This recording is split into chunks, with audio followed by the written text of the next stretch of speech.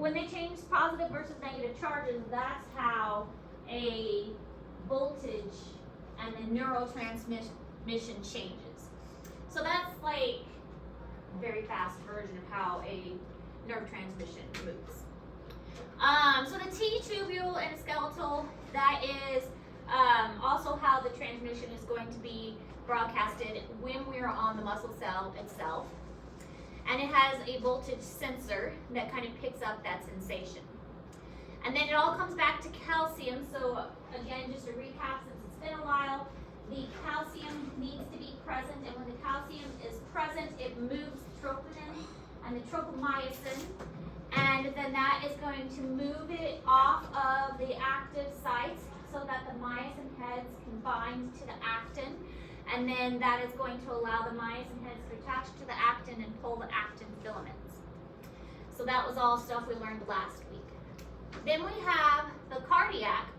Now remember, the cardiac has striations, so they have the thick and the thin filaments that we're seeing in the skeletal muscle. So their contraction is kind of similar to what we're seeing in the skeletal muscle. They have a trigger for the sarcoplasmic reticulum, but it actually is triggered instead of a voltage trigger. Their trigger appears to be calcium, so it's calcium activated instead of voltage activated, so a little bit different. Their T-tubules, because they have a T-tubule as well, is also calcium instead of voltage. So the main difference we're seeing here is that a skeletal muscle needs to have a voltage, which is that positive and negative charge, whereas cardiac needs to have calcium. So calcium is super important. We usually just think that calcium is important for our bones, which is true. We need to have calcium for our bones, we need to have calcium for our teeth, but now we're seeing that calcium is important for our muscles as well. If we don't have enough calcium in our bodies, not only are we going to have brittle bones and bad teeth, we're also going to have issues with our muscles and muscle contraction. Our muscles in our heart, our muscles in our skeletal muscles are not going to be able to contract the way they're supposed to, because they're not going to be able to have the right binding sites work properly, and they're not going to be able to function properly if we don't have calcium present in our bodies. All right, now we get to talk about rigor mortis. This is an interesting idea. You guys know what rigor mortis is, right? Reminding us because I forgot it. True. When does it happen? When you're dead. Rigor mortis is basically when you die, your body stiffens up and your muscles stiffen. So what causes that to happen is really kind of an interesting effect. What happens is with rigor mortis, the myosin cannot release the actin. So when the myosin head binds to the actin, it attaches, and the myosin can't release until a new ATP molecule binds to it. It's stuck to the actin until ATP binds to it.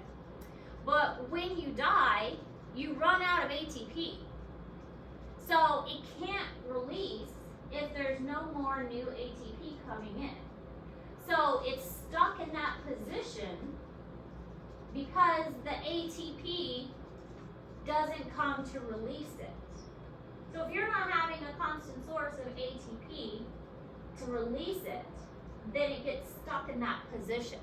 So you run out of ATP at death, the cross bridges are never going to release. ATP is required to actually release the myosin. Dead, you're not making ATP anymore. So the ATP is not available to release the myosin. The myosin is holding the muscles in place. Does that make sense? So your muscles get locked into place when you die. It doesn't happen immediately after death because your body is still slowly figuring out, hey, we're not alive anymore.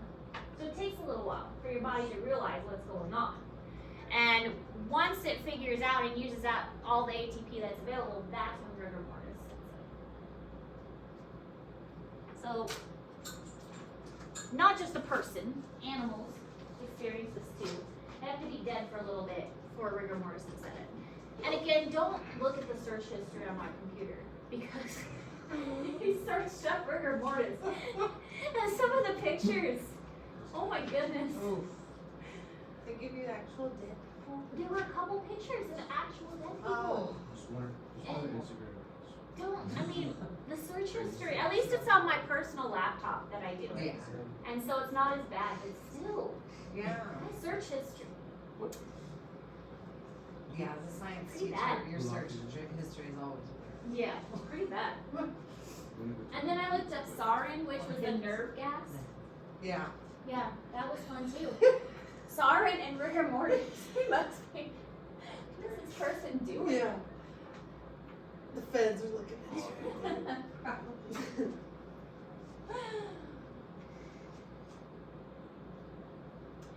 All right. So, whole muscle movement. We were talking about like individual muscle movement. That's on an individual level. So what about like an organ level? So that was looking at it on this is what happens to an individual muscle. So now we're looking at it on a whole level.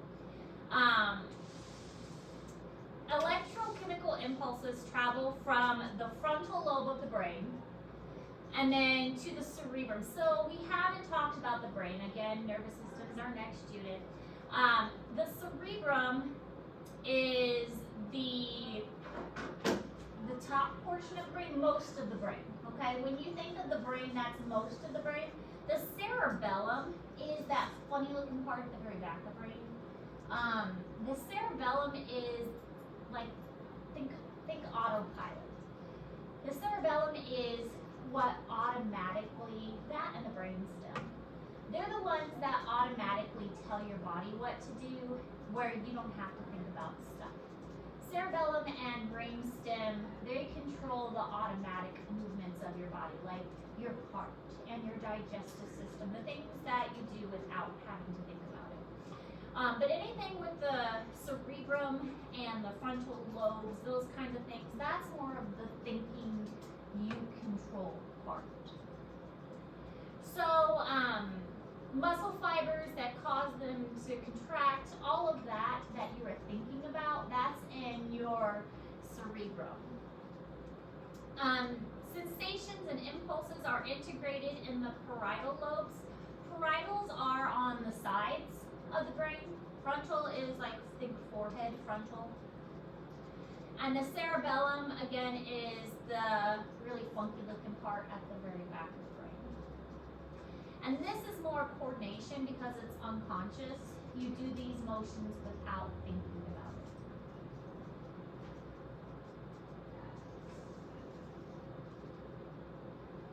So really, when you're moving, your whole body is kind of working, or your whole brain is kind of working together because your whole body is working together. Some of the balance and stuff that you do unconsciously is the cerebellum. That's your coordination. Also, we'll learn that like your awareness of your body in space, like you're aware of your body. You know how far you can reach. That's also your cerebellum and your brainstem area. You can look at something and you can know, yeah, I can't reach that. Or, yeah, I can reach that. Because you know how far your body is.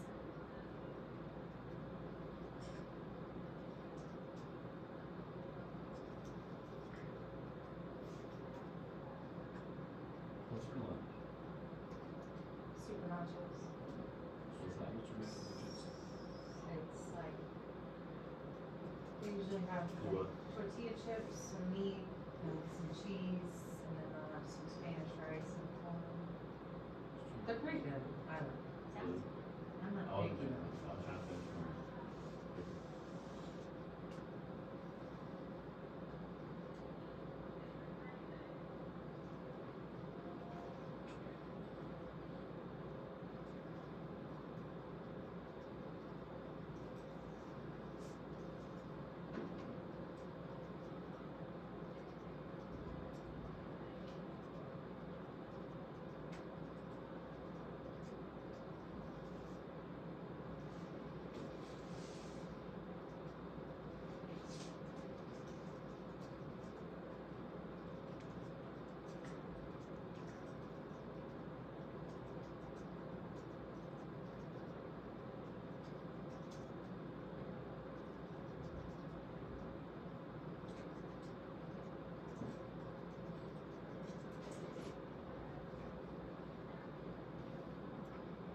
Alright, so we mentioned previously how you can have a single motor neuron or you can have one that branches off and contacts multiple muscles.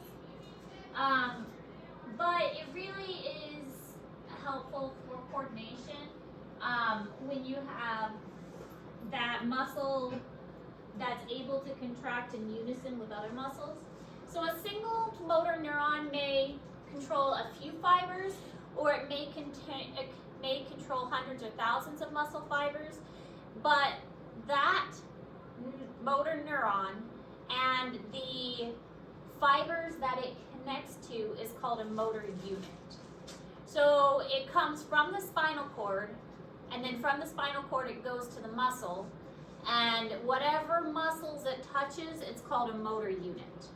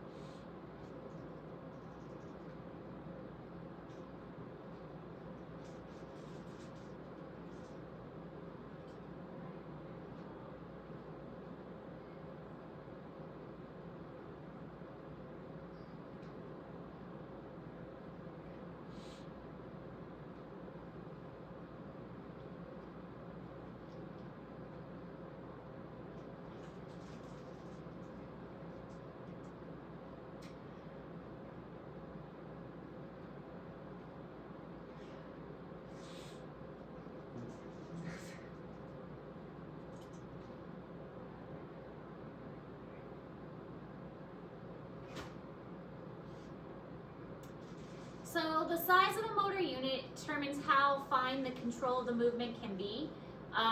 If it is a very small one, it has precise control. So think of like eye muscle movements. Your eye muscle movements are really precise and really fine. And think of your fingertips as well. That is really fine muscle movements. But then you can have larger ones as well, and the larger one is for more large movements like your leg movements or your arm movements. Those are more less precise and more just, I need to move my arm. Recruitment is the ability to activate more motor units as more force is needed. So if you need to be more forceful, then you might need to move more muscles to help. And this is called recruitment. You're recruiting more muscles to help you with this particular action. That's a way to think of it. Then there are always some motor units active even when at rest. So even when you are resting, there's always some tension. Maybe there's tension in your neck or your jaw, or there's going to be some muscle tension to help you breathe. This is called muscle tone. You're always going to have a little bit of tension in order to just keep your body the way that it needs to be. And so this is called muscle tone. It's just to stabilize your body and keep your body in position.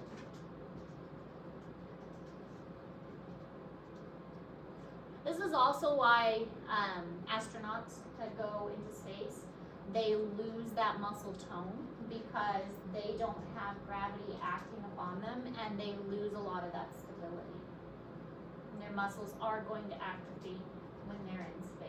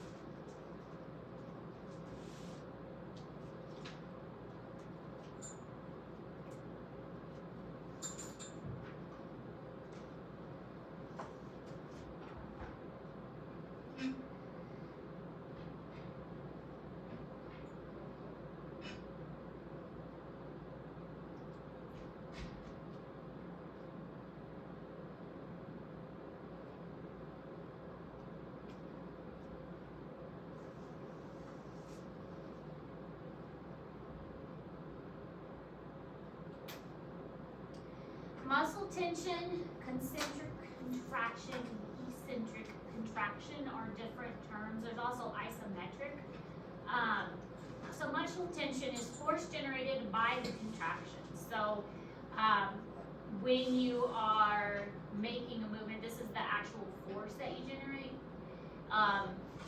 Think of if you ever go to an amusement park and there is like one of those machines that you squeeze and it tells you like how much force you have behind it.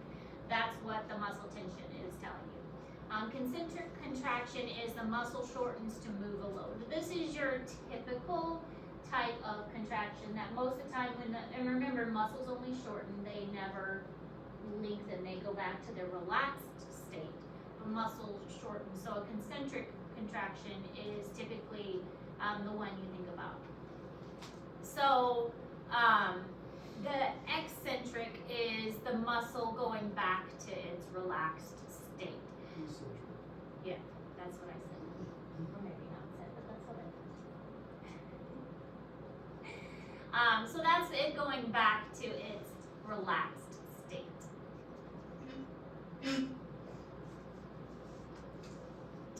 You can have an isometric, which is, and we'll look at this on one of the next slides. This one I had to wrap my head around a little bit and think of a way to explain it. So imagine like you're holding a baby out away from you. You have to contract your muscles to sustain that weight, but your muscles are not bending, but you're still contracting your muscles to hold that. So it's a type of contraction, but there is no bending of the joint. So that would be an isometric contraction because no joints are being moved, but you're still contracting the muscles. So that would be a type of isometric. There's no movement, but you're still contracting the muscle. You're just holding it still.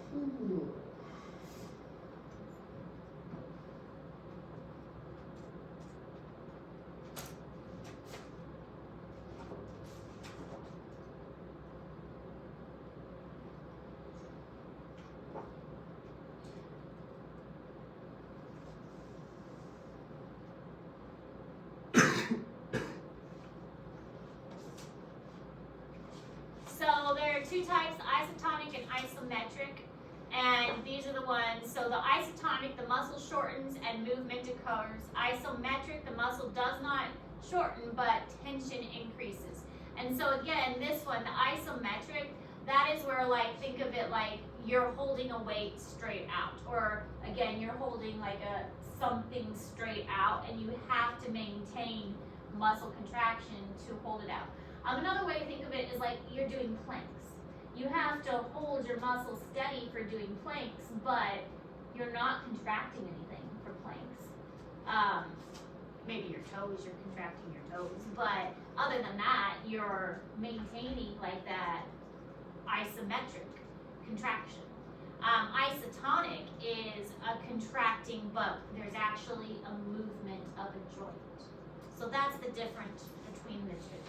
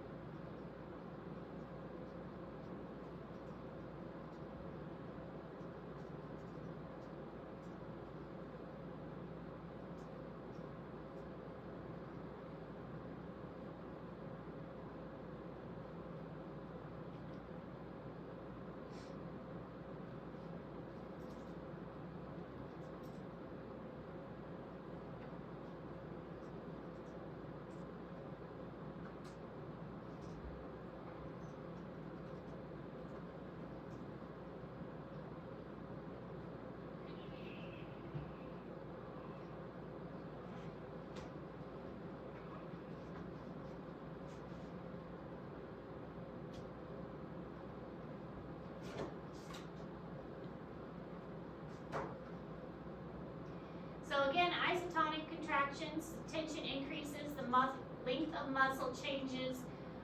It's going to basically shorten the angle of the joint, so bring the bones closer together. So this is similar to just what we think of most of the time when a joint closes, when we move a muscle.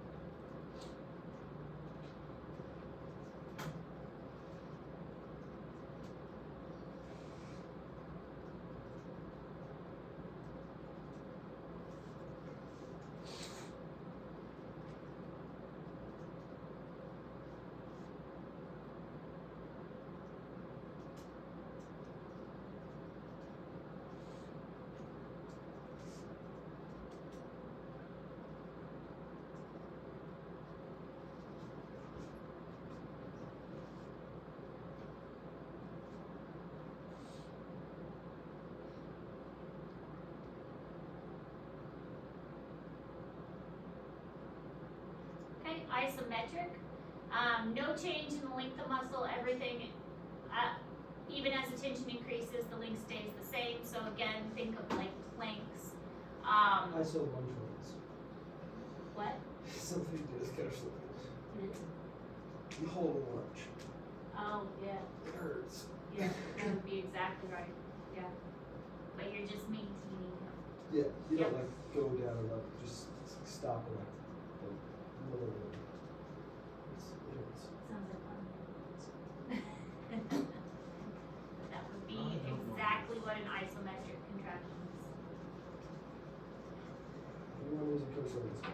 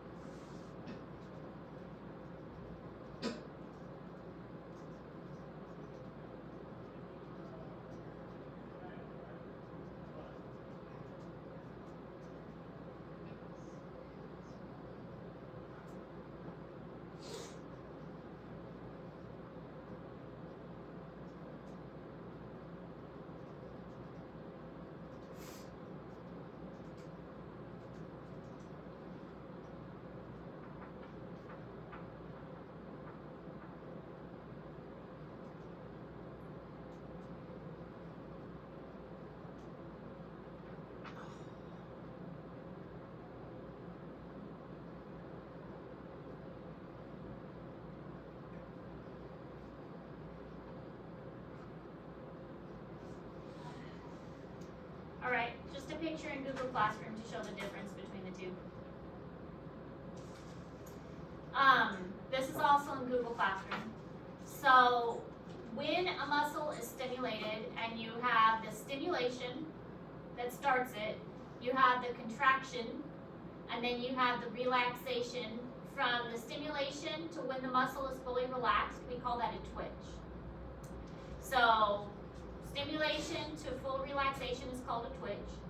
Then you have, every time on this chart that you see a little arrow, that's a stimulation. So then it can be stimulated again, repeat the process. So here you can see lots of different stimulations. Now, one of the reasons that when we exercise, we can do like, interval, that's the word, interval training, where you relax a little bit and then you get back up and you do it again and then you relax a little bit, but you don't let your heart rate get all the way down, is because of this. So you relax a little bit, but you don't let your heart rate get all the way down, and then you keep going, and then you relax a little bit, but you don't let your heart rate get all the way down, and then you go back to it, is because when you do this, you can actually get more out of your muscles. Your muscles don't have time to fully recover because they're already warmed up, and you can actually demand more out of them.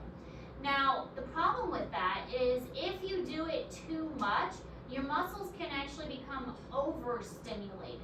And this can lead to something called tetanus. I'm sure you've heard of tetanus before, and you've heard of like the bad form of tetanus. Tetanus when, and you're like, oh, the tetanus shot. Well, that's mostly what we hear, is that tetanus is a form of, or is a condition that causes muscles to contract without being able to relax. Lock trip. Yes. I didn't get a tetanus shot, so Did you really? that's definitely on the. Yeah. Yeah. So tetanus is most often associated with stepping on like a rusty nail or something. And usually you do have to get a tetanus shot because otherwise it will cause your muscles to contract repeatedly. So this is what tetanus looks like. It's when your muscles contract so much and have so much stimulation that they cannot relax. And so this is what's called complete tetanus. So basically there is no relaxation inside for your muscles, and your muscles are completely contracted. Normally, like this would be like, again, like interval training. So your muscles have time to recover a little bit in between. But complete tetanus, it's, imagine the exhaustion, because imagine how much energy is required from your body in order to maintain this. How much ATP is necessary that to be maintained. So when we're looking at the sarcomere, going back to the sarcomere we talked about before, from a Z disc to a Z disc, the maximal tension occurs at 80 to 100% of a sarcomere resting length. So here is our resting length. This is what a sarcomere looks like when it's resting. This is like a picture of it. But when a sarcomere is fully contracted, then we're bringing those actin, which are the red ones, into the M line. Now, once it gets all the way in there, the shorter the zone of overlap is reduced, the thin filaments really can't go anywhere. Once they reach that M line, there is nowhere else for them to go, meaning that you can only contract so much. There's only so much that you can squeeze before you just can't squeeze anymore. There's no physical way, because those actin filaments are at the M line and there is nowhere else for them to go. You can try, but it's not going to happen.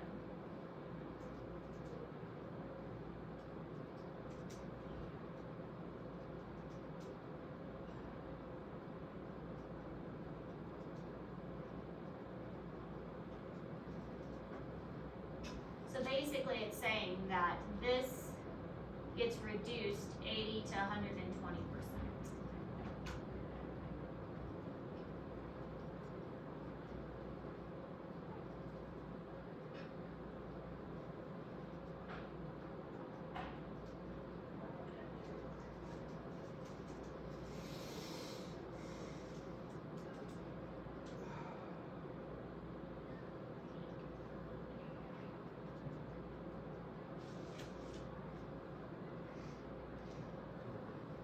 She never gave you a move back.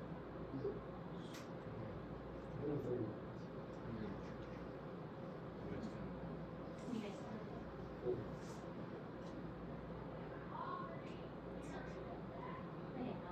We don't know it was a tournament, so we play in California. Okay.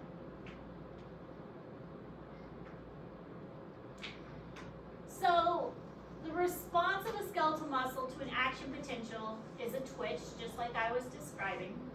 There's a latent period, which is when that action potential is going to build up. I knew you could do it. I believed in you.